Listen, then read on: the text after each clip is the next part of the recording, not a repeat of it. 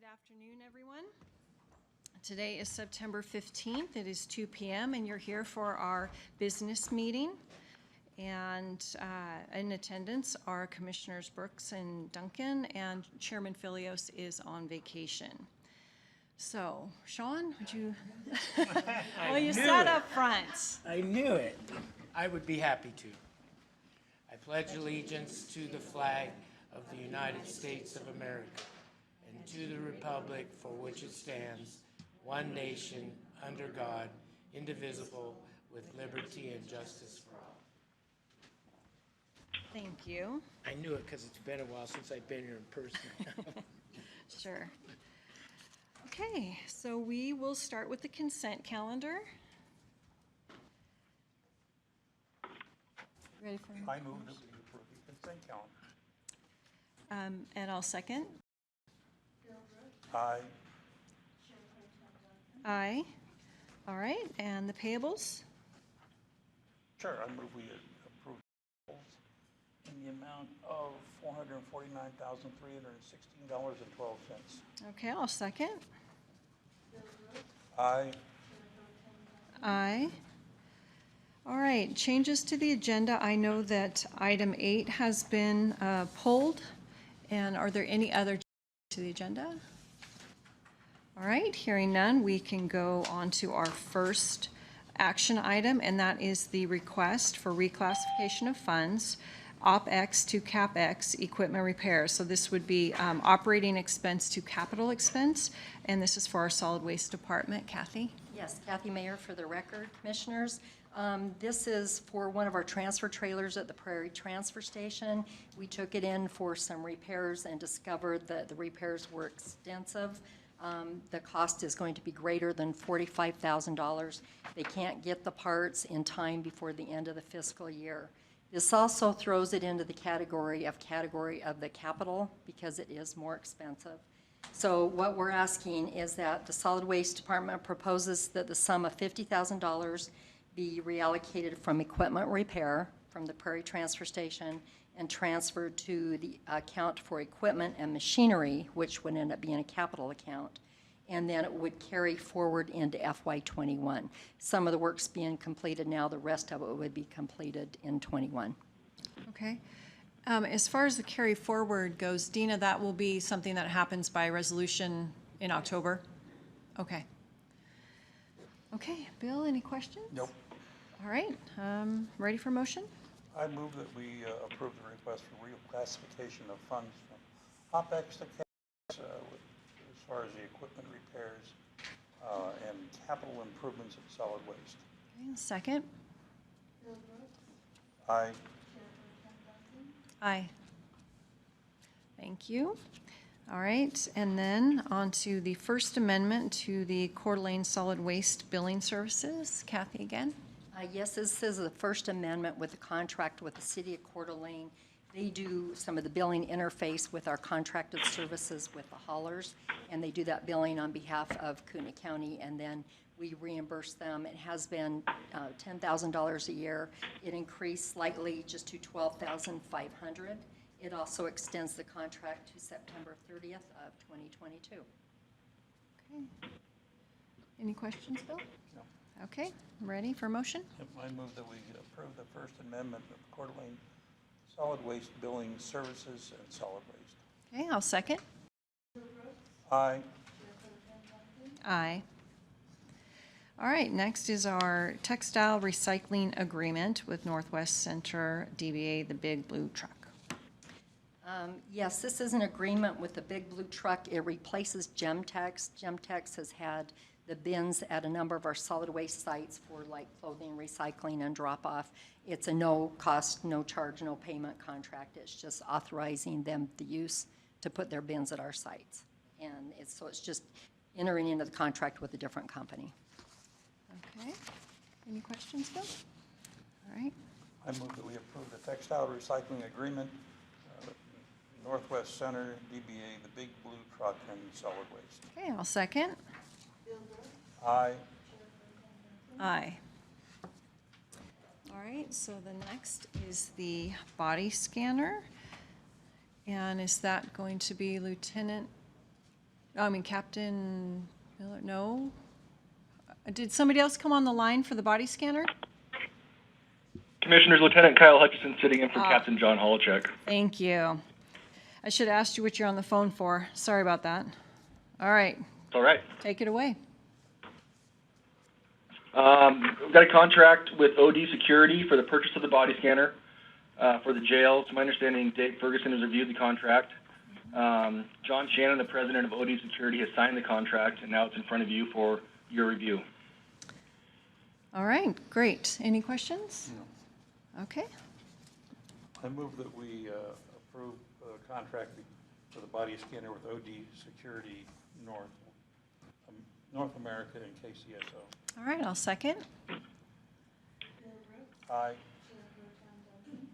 Aye, and on to number 5, and I know Captain Edmondson speaking to this one. Equipment purchase for the redaction software and computer. Good afternoon, Commissioners. Captain Kim Edmondson for the record. As you said, I'm here for approval to purchase with end-of-year budget dollars some equipment, and it is a computer equipment that's high-speed, low-drag equipment for a video redaction software program. And we also are requesting funds for the redactive software program as well. Okay. And the total is $13,744.14 for the two. And I understand that there's ongoing costs, but those are covered for a period of time? Yes, in the software agreement, it includes 3 years' worth of the maintenance fees. So we'd have to project 3 years downstream for their continued costs. Okay, off the top of your head, do you remember how much the ongoing costs would be? I have a quote here. I'm not sure if Oh, what the continuing costs would be? Right. They didn't provide what the downstream 3-year costs would be in that bundle. Okay. Just what they are right now. The 3-year bundle for software support and maintenance is $2,795 currently, and I don't know if that would change 3 years away from now. Okay. And then, I don't know if we can talk a little bit after about timing for this, just because we want to make sure that we get some year-end numbers. Dina, this is only $13,000. Are you comfortable at this point that things will shake out in the end for overall looks?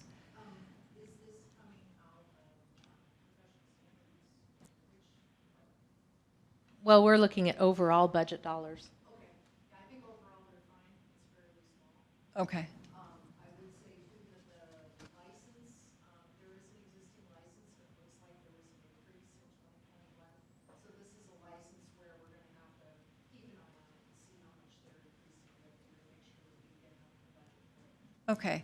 And since it is 3 years away, there's an opportunity that things would change and, potentially another vendor, probably not, but, so I think there's some changes that, could be possible. So, all right, Bill, any questions? No. Okay.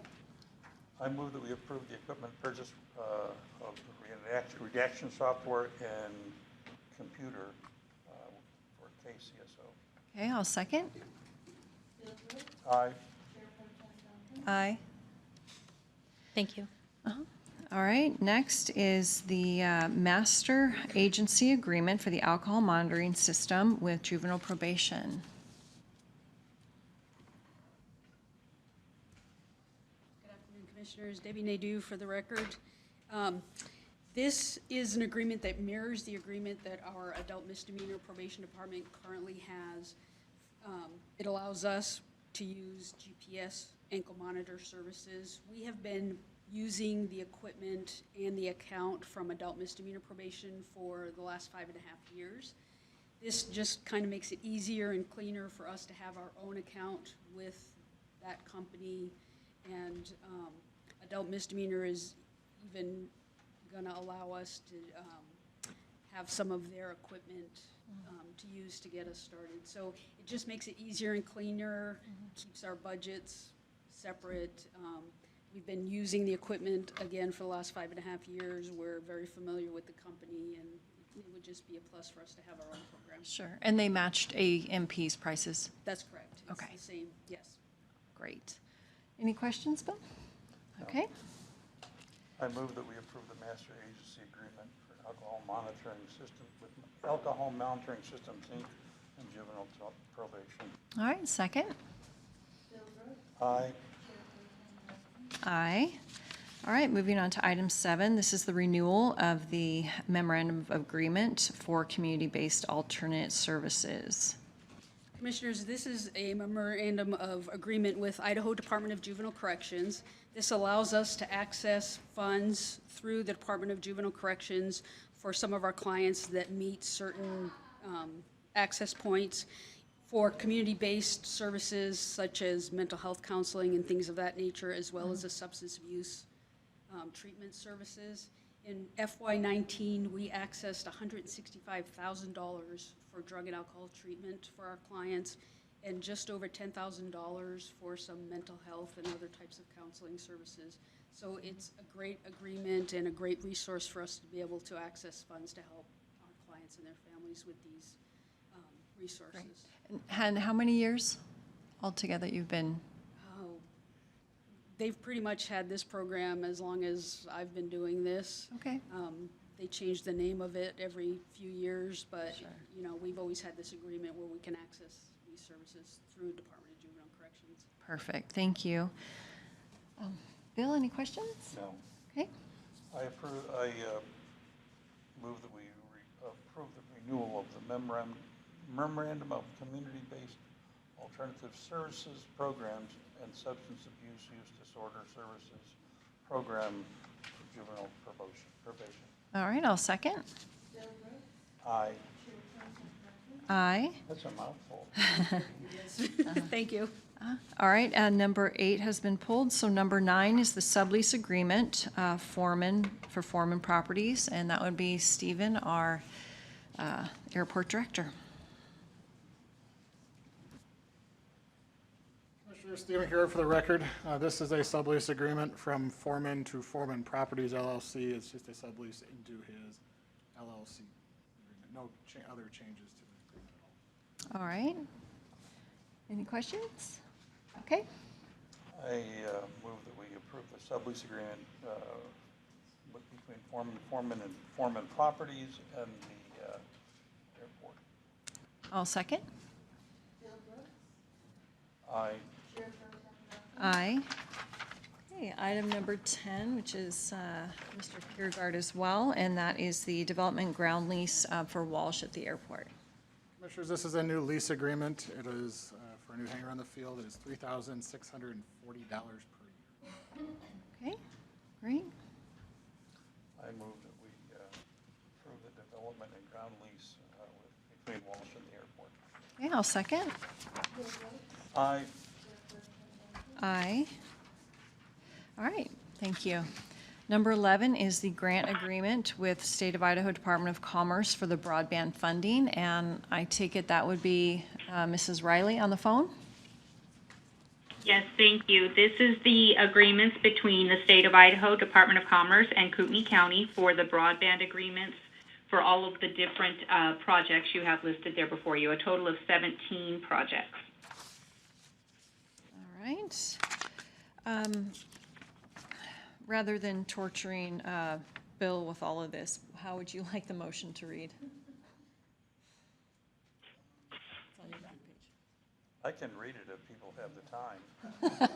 I think you can probably state something to the effect, Commissioner, that agreement with the Idaho Department of Commerce and the entities listed on the agenda would be appropriate. Okay, I move that we approve the grant agreement with the State of Idaho Department of Commerce for broadband funding with the agencies listed under item 11 in our agenda. I'll second. Aye. Aye. All right, item number 12, which would be Nancy Jones for APD. Good afternoon, Commissioners. Nancy Jones, BOCC Communications Manager on behalf of the Aquifer Protection District.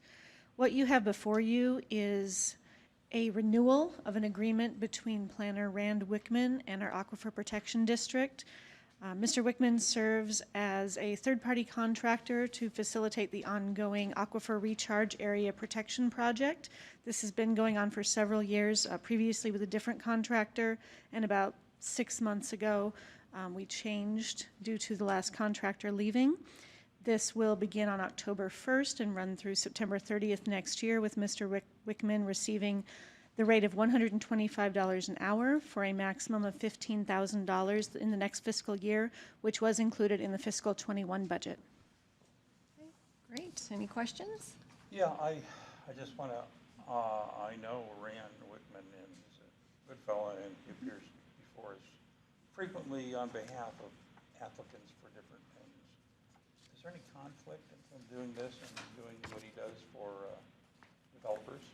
There is not, sir. There's no development portion of this. This project is strictly to speak with homeowners who may be interested in placing conservation easements or deeding small portions of their land to the Aquifer Protection District for the protection of those recharge areas.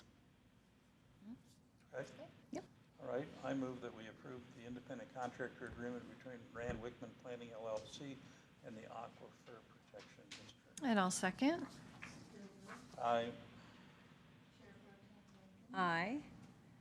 All right, item number 13, Mr. Riley, change order number 6 for Stewart Contracting Fairgrounds RV project.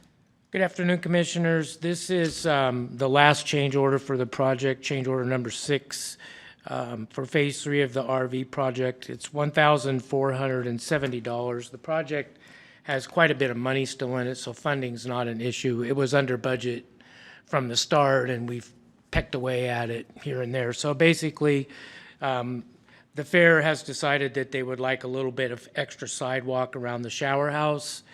There was a connection between the building and the water supply. There was some confusion about, we tried to use some poly to try to save money, but then when they built it in Boise, they didn't adapt it correctly, so it cost us $600 to have that adapter made. And then the rest of it, they wanted originally a 4-foot fence, now they want a 6-foot fence. So we got credit back for the 4-foot fence and then had to pay a little bit extra for the 6. But it's the last one. The project's almost done. The punch list is in the process, and we're about to wrap it up, and there's plenty of money in the budget. Okay. Were people able to stay in the third phase or able to use any of the improvements so far this year? No, there's been some issues with the shower house, and CXT had just moved to Boise, and they were in Spokane. And if the employees didn't choose to move to Nampa, which is in the Boise area, so a couple issues we're trying to iron out right now about the water supply, and then just a couple punch list things from the contractor. Okay, so the answer is no. The answer's no. Thanks, Shawn. Long, short answer, long. Yes, Okay. the answer's no. Any questions, Bill? No. Okay. I move that we approve change order number 6 between Stewart Contracting and the Fairgrounds RV project. I'll second. Aye. Aye. Okay, number 14, to approve the quote for the magistrate judge furniture. And Karlene, do you want to speak to that? Yes, good afternoon, Commissioners. This is a request for district court, this request is for the purchase and the installation of 2 cubicles in the lower level of the courthouse. These cubicles will be occupied by 2 district court deputy clerks who will be assigned to work with the 2 new magistrate judges who will be occupying offices down there as well. Okay. Have you been in contact with Greg as far as, I think that there's some power and some other things that are going to need to be adjusted in that area? Not yet, okay. no. The quote he gave me was the $8,377 quote. Right, for the furniture. And then using district court funds, there'll probably be funds left over for the additional power and and that kind of stuff. It's So, it's smaller, okay. yes. Okay. Greg, did you have anything to add, or are we good? That's pretty much it. Okay, great. Thank you. Any questions? Okay. I move that we approve the quotation for the magistrate judge furniture, deputy clerks, and district court and trial court administrator. I'll second. Thank you. Aye. Aye. All right. And then item 15 is once again our communications manager, Nancy Jones, for a service agreement for Archive Social. Thank you, Commissioners. The agreement before you is a new one for fiscal '21. As you're aware, Title 74 of Idaho Code does require us to retain all written records of the county. And one area where we have been struggling is to look at our social media. Over the last 2 years, we have grown from a single social media page to 8 Facebook pages and a Twitter account. Through this contract, Archive Social will create a maintenance record of all of those written documents that are through social media. This is a 1-year contract through September 30th of next year. They will begin our contract immediately. We can push go as of today once you've approved this. The cost is $4,788 for the next year for up to 3,000 records to be archived, and the company has assured us that right now that should cover all of those social media accounts and pages. Okay, and then who's Twitter? KCSO.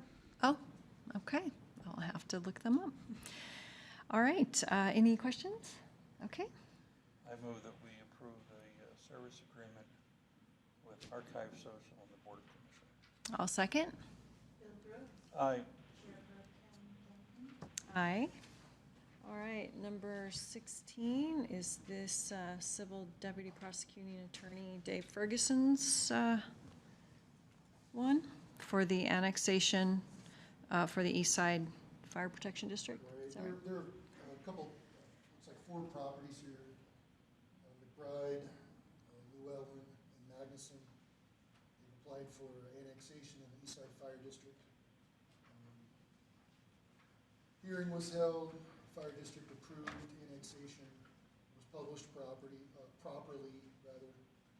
The parcels are adjacent to currently annexed Fire District property. So they do meet the qualifications for annexation. All right. Any questions? Okay. I move that we approve the request for annexation for McBride, Llewellyn, and Magnuson to the East Side Fire Protection District. I'll second. Aye. Aye. All right, number 17, this is a tax deed bid for AIN 246521.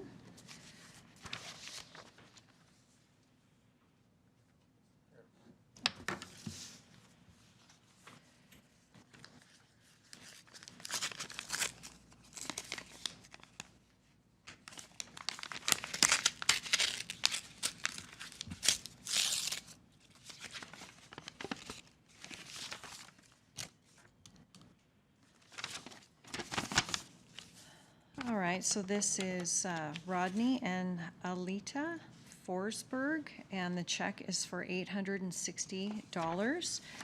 And the costs and fees on this, that amount will cover everything, cover all of the county's costs with that. So I know Community Development has chimed in, and they are okay with it. It's a adjacent property owner. And so if you are okay with that, we can make the final acceptance today. Okay. I make a motion that we accept the tax deed bid AIN 246521 Forsberg. And I'll second that. Aye. Aye. All right, and the Forsbergs are the proud owners of AIN 246521. All right, next is Resolution 202058, which sets the elected official salaries, and that's Nancy Jones once again.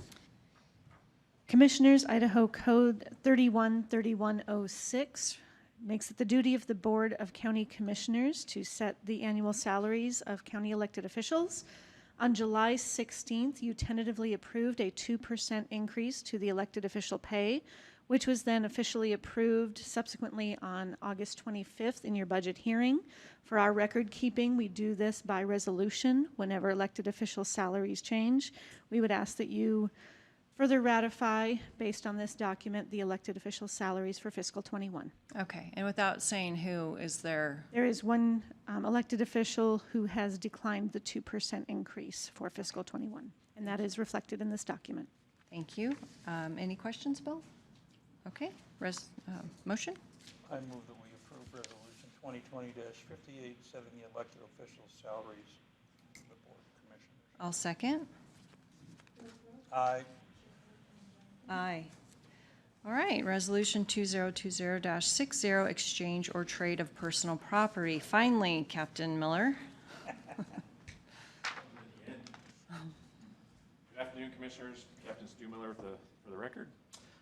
We are looking to approve this resolution, or having this resolution approved, to trade pieces of old equipment that we used to use for equipment that we could currently use.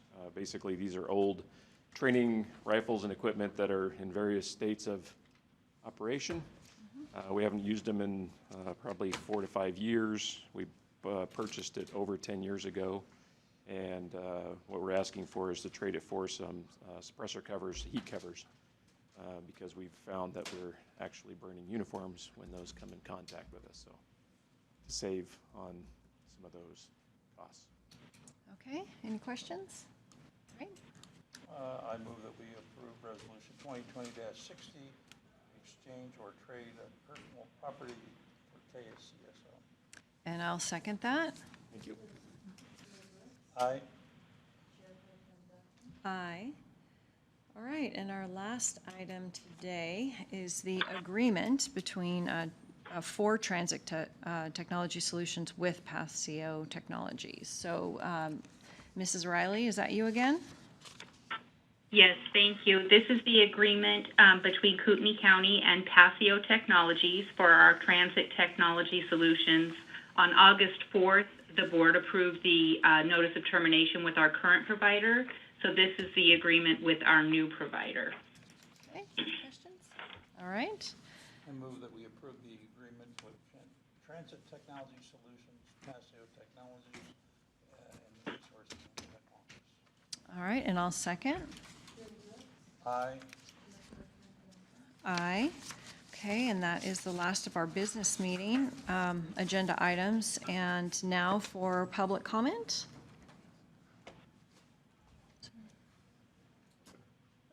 Okay. We just stand up and start? Yeah, your name and address for the record. No, Okay. identify yourself and address. And name. Okay, I'm, first off, as I normally work off of a cocktail napkin, I prepared the remarks, so it may sound a little Okay, canned. I'm and sorry about that. and your name, sir? I'm going to give that to you Okay. here. My name is John Huckabee. Okay. I'm an owner of a hangar at the Coeur d'Alene Airport. I'd like to address several issues. These are not in order of importance, more order of urgency. Start off with is I'm one of the parties to the lawsuit filed against the county over the current access control and fencing projects that are going on. The suit came about as the airport management and the Board of Commissioners here have rebuffed every contact with us over this subject and many others. Multiple attempts have been made to open dialogue. Even with the current suit, and we filed a temporary restraining order, which hasn't been in front of a judge yet, the airport has persisted in wasting funds on these projects to the point that they had a crew out working on Labor Day weekend. I think that told us that you really didn't take our action seriously. What's the concern about this? The concern is that it's being done to support FAA Part 139 operations. Part 139 operations are scheduled air carrier. There's been no scheduled air carrier here for decades. The last scheduled air carrier was Empire Airlines. They tell us that they will never do that again. The obvious choices after that are Alaska and Delta. I sit on other boards with the chairman of the board of each airline. I have asked them about where they determined to set up schedules, when they expand. Both of them had told me that there would be no chance that Coeur d'Alene would ever be on the horizon. There's enough capacity in the market. There's no place that people want to go from here that would fill a minimum of 8 planes with a minimum of 50 people every day, 7 days a week. The FAA and the airport manager have both stated that there's no pending action or demand from the FAA for the current projects involving access control and fencing. It's a total waste of money. our money. Part 139 needs to be dropped from the long-term plan for the airport. It is a vanity project. A side note, if it ever does come up to 139, the fencing and the access control are going to be a very minor portion of the money that's going to be spent. You're going to have a tower, you're going to have full-time fire rescue, you're going to have full-time security, you're going to have a terminal, you're going to have TSA. I don't think that you're ever going to see any carrier want to sign a contract to obligate themselves for landing fees to pay for all that. Most certainly high volume numbers have a little chance of ever occurring. The manager stated in writing to me that he will not support removal of 139 from the plans.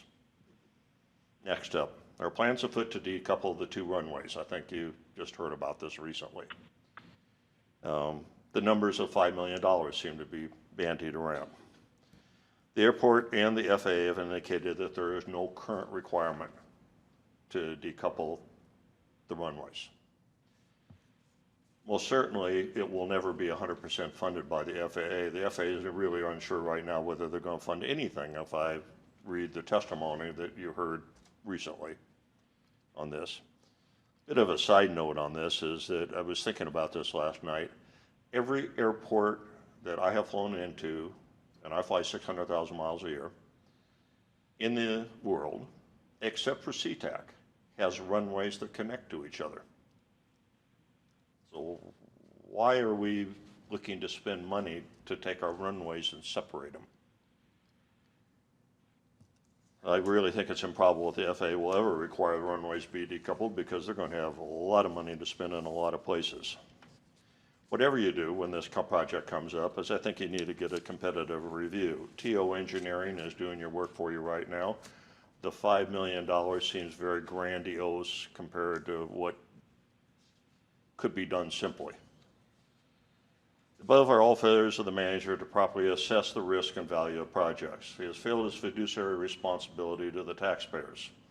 There are other areas that shows he's incapable of properly managing the airport.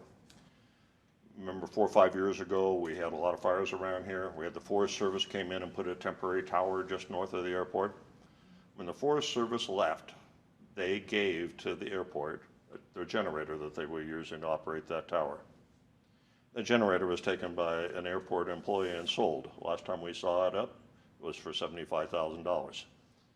I don't think that that's something that the Board of Commissioners ever knew about or approved, that an asset would be distributed that way. The airport buys from GSA sites. And actually, that's a pretty good way to get things. One of the things that happens when you buy from GSA is they will have a package of equipment. I want a snow plow. And in it, there will be a lot of other equipment sitting by the side. You take the whole thing. Well, it turns out this other equipment is being distributed amongst employees. Our ex-operations manager on his Facebook page has a picture of his shop with airport equipment in it. Could have been done illegal. It could have been done legally. None of us remember any advertisement for bid that would make us believe that the county received proper value for this. Now comes a kind of a clincher for a lot of us. The current operations manager, on county time, in a county facility, with county tools, is manufacturing AR-15 parts for sale. Okay. Let me just stop you right there. Because of the action, there's no response we can give to this. Okay. All right. I just was making sure because of the filing of the suit, there's no response that we're going to be able to give you today. So this is just kind of, we're just listening. And unfortunately, I start work again tomorrow, and I'm not around, so this was the day. Okay. So I'm sorry to do this to you, and I'm sure it's a bombshell. By the way, there's no indication that the manager has personally profited from the above. We do believe that by his inactions, and he knows of these issues, or at best failure of his duties, at worst a crime as he has aided and abetted crimes that have caused losses to the county. In addition, there seems to be a very close relationship between the manager and TO, probably one of the reasons why all the projects are turned into grand schemes rather than being practical. There have been a significant number of expensive meals and golf outings. We know of one $2,600 dinner. I believe that the county has a $50 cap before you have to declare. I don't know. That's what I've been told. It seems to be that, at least with TO, that maybe the airport should demand a copy of the expense records that have been charged into county projects. I know from my days of working as a consultant engineer, every single expense was charged to a project.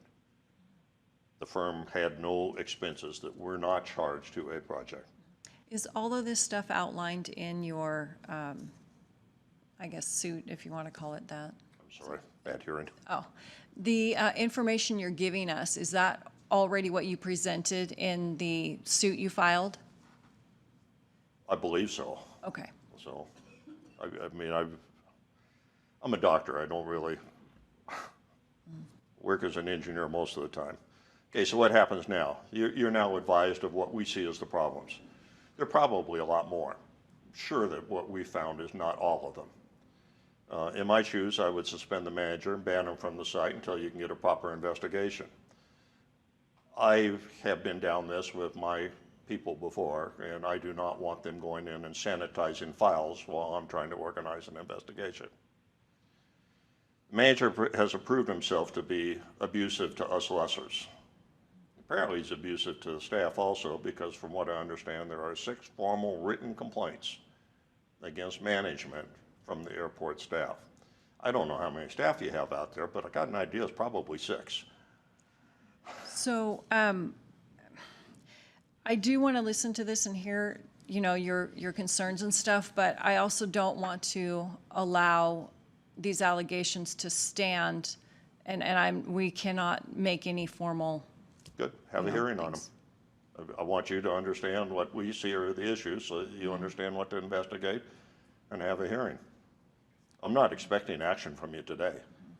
I'm just dropping the bombshell in front of you.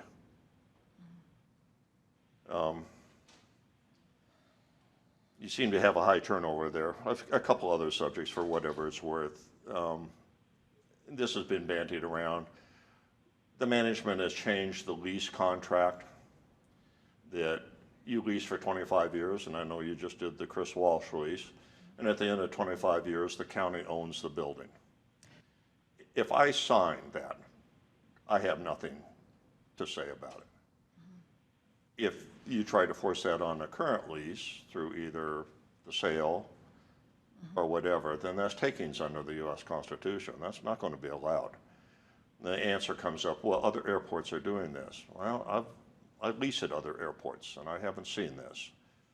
But for sure, none of you would build a house on a piece of property that you know in 25 years you were going to cede it off to somebody else. And so we're now seeing people that we know of that will not buy or will not build at the airport. So we've slowed down the expansion at the airport. Last issue for me on this is the recently passed sewer increase. We were not notified. I will agree, it was on your agenda. I don't know who goes and reads your agenda. It's easy for the airport to notify us. They have all of our addresses. In fact, when I'm sitting here, on my phone came in the month's bill from the airport. So I know they know how to get us. I've got a couple of letters here signed by various people. We'd like to see if you'd consider opening up that subject for reconsideration. A 50% increase seems kind of abusive when there's no related increase or cost or flow. Question is what happens to the lessors? We need to recognize that each of us provides you about $5,000 a year in taxes and fees. We've been damaged by the actions of the manager and the county. We have a lawsuit going. We want to mitigate it. We hope that you will find some way to get positive action to solve these problems so we can all walk away without having to go down this road any further. We really don't want to see the waste of county money. It's our money. So it's our desire to have an efficient and economical airport that's not a burden on the taxpayers. We'd like to see the airport expand. Instead of chasing away the 2 mechanics out there, let's get some aviation repair. Let's get an avionics shop. Let's get a paint shop. As far as I know, the nearest paint shop is in Southern California. That's one of the reasons why Empire is expanding here. So I'll give you about 1 more minute to wrap I up. think you're done. Okay, thank you. I'll give you those. Where's it go? It can come to me and I'll get copies for everybody else. Appreciate the time. Thanks.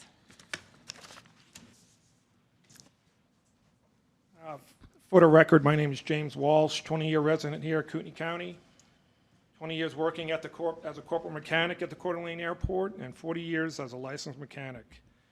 I first wanted to let you know that I 100% agree with Mr. Huckabee has just stated. I support him wholeheartedly. I am become the unofficial spokesperson for the concerns of the direction that the airport has going. And that we have great concerns with how the current airport director, Steve Hanley, is handling the contracts, conducts business. This includes the fencing, runway decoupling, taxi and runway identification markings, upcoming snow removal, which has not been addressed yet. It's ongoing. At the last BOCC meeting that I attended and expressed my concerns, I was told that I would be contacted by you commissioners. I have yet to hear any phone calls, no correspondence whatsoever. Once again, I'm asking for that meeting to discuss. May I address that right now? So I did say that I would contact you, and then I found out that you were a party to the lawsuit, and then my legal team admonished me against the contact at that time. It would have been good to at least advise. Yes, and I apologize that I did not get that word to you. To refresh you guys' memories, my hangar is located at 2848 Cessna Avenue. My easement and taxiway was blocked by concrete barriers by the airport personnel directed by the airport manager, Stephen Kjergaard. I was not contacted, notified that it was going to take place. You would think that a leasee said property would have been contacted to discuss the access issue. The airport director has been doing what he wants, when he wants, with zero communication with the hangar owners. He does not consider all stakeholders and the impact that that it may have on their hangars and activities taking place. I was stated that I have stated that Stephen Kjergaard to the commissioners that only a couple hangar owners were concerned with the fencing issues. This is incorrect. It is my discussion with most hangar owners, I would say that more than 95% of the hangar owners that are not comfortable with the fencing and how it is misled and implemented by Stephen Kjergaard. I pay $5,000 a year also in hangar leases. This does not include all the other taxes I pay for my personal residence and my investment properties, and I also pay $6,800 a year in liability insurance to conduct business at the airport.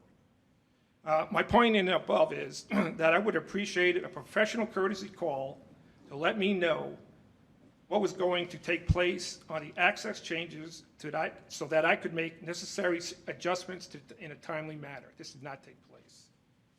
Now, in closing, for Commissioner Brooks, it is my understanding that you oversee the management of the airport director. That's incorrect. I'm the liaison with the airport. You and the county have a problem on your hands. I would have filled the chamber with this. I would have filled this chamber with airport hangar owners, mechanics, business owners, and aircraft enthusiasts, to include doctors, lawyers, engineers, professional people, all of which had negative experiences with the airport director. Out of all the individuals listed above, none have had a positive experience. We have not seen any pushback from the Airport Advisory Committee or the BOCC on any such items that the taxpayer money is going to be spent on airport projects. We do not think these projects have been properly vetted and that should be reviewed. With all the letters you've received, lawsuits, complaints, and airport personnel resigning due to current airport director management, lack of communication to the hangar owners, this is all falling on your back. So in closing, I would say, when are you going to have our back? That's your campaign statement. I would like to yield my time to Mr. Murdo at this time. Thank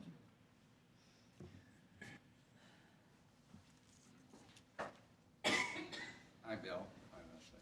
My name is Murdo Cameron. I'm also a hangar owner at Coeur d'Alene Airport. My entire life has been in aviation since I drove out of the Silver Valley. Worked for Boeing, American Airlines, Western Airlines, retired with Delta Airlines. During that period, I had a 737 type rating school in Anchorage, Alaska, and one in Los Angeles, where I worked directly with air carrier inspectors, same one that Continental Airlines. I would say about Coeur d'Alene Airport, it's overstaffed, it's over budgeted, and it's over dreaming. Since I've been at that airport, we keep hearing about all this pie in the sky stuff. Boeing's going to build a facility there. Another Empire Airlines coming to our airport. Paul Allen going to bring a $100 million museum there. None of this has come to fruition, probably never will. 35-minute drive from Coeur d'Alene Airport, you'll go to what's now known as Spokane Coeur d'Alene Regional Airport, one of the best airport managers in the whole country. Larry has 9,000 parking lot spots over there. He has 21 flights a day to Seattle, 16 major flights a day to major cities in America. They are a legitimate 139 operation. Coeur d'Alene Airport is not and never will be, probably.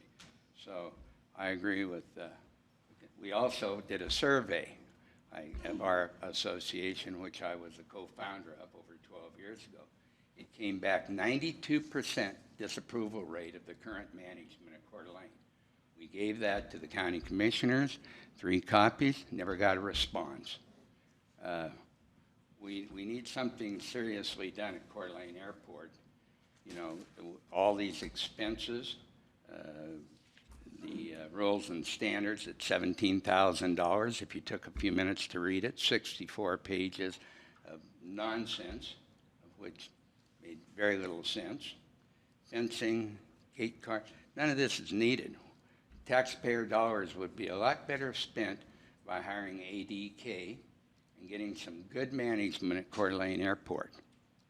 And in regard to that, I've made a little list up. We're only 3 here, but if I'd like to pass this out, we're giving it to the newspaper, of other people that feel very strongly about this. And each one of these people, I think, could get a half a dozen people to go along with them. So we'd like to pass this on to you, and we'd like something done at Coeur d'Alene Airport because it's going a terrible direction. With that, I'd like to pass. Can I give this to you, Leslie? Sure. Is it Okay. copies for us?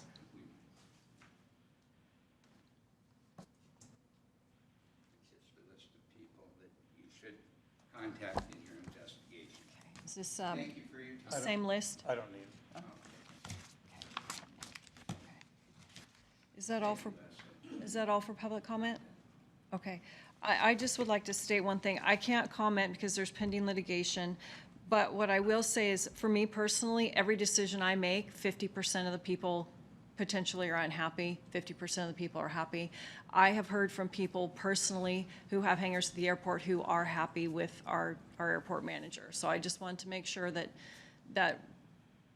I'm not going to sit here and listen to a one-sided thing. And I'm not saying that there's not issues. I'm not saying there's not things that need to be done, don't need to be done. I'm just saying that I have heard personally from people who are happy with the operation. So, and all that to say, you know, we have a path forward with the suit, and I will talk to legal on how much contact that we can have in getting some of the issues and questions answered.